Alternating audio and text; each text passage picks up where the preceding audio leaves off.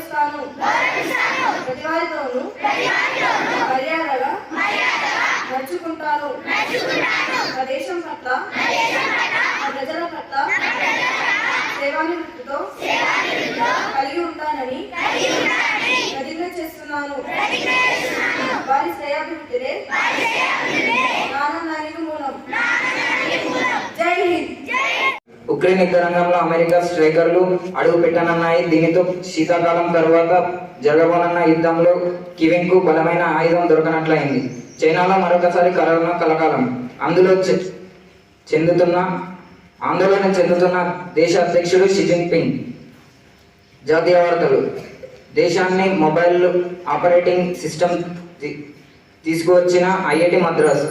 ధన్యవాదాలు. రాష్ట్రీయ మరియు క్రీడా వార్తలు నా మిత్రురాలు లలిత కొనసాగిస్తుంది. నేటి రాష్ట్రీయ మరియు క్రీడా వార్తలు మీ ముందుకు తీసుకొచ్చింది లలిత 10వ తరగతి నుండి.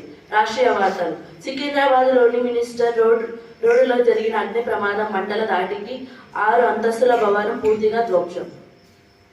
వందే భారత్ రైలు సికింద్రాబాద్ నుండి విశాఖపట్నం మధ్య నడవనున్నట్లు వెల్లడించిన కేంద్ర మంత్రి కిషన్ రెడ్డి. క్రీడా వార్తలు. మహిళా క్రికెట్ను ప్రోత్సహించడానికి బీసీసీఐ WIPLను నిర్వహించింది. హర్షం వ్యక్తం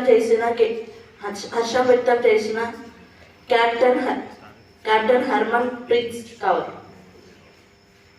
రాయ్పూర్ వేదికగా మరో ఇండియా వర్సెస్ న్యూజిలాండ్ మ్యాచ్కు సిద్ధమైన భారత్ జట్టు.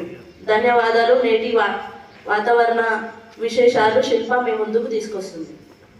నేటి వాతావరణ విశేషాలు మీ ముందుకు తీసుకువచ్చింది శిల్ప 10వ తరగతి నుండి. వాతావరణ విశేషాలు. కనిష్ట ఉష్ణోగ్రత 18 డిగ్రీ సెంటీగ్రేడ్, గరిష్ట ఉష్ణోగ్రత 32 డిగ్రీ సెంటీగ్రేడ్. ధన్యవాదములు. ఇంతటితో వార్తా అంశాలు సమాప్తం. సూక్తిని నా మిత్రుడు అనిరుద్ మీ ముందుకు తీసుకువస్తారు.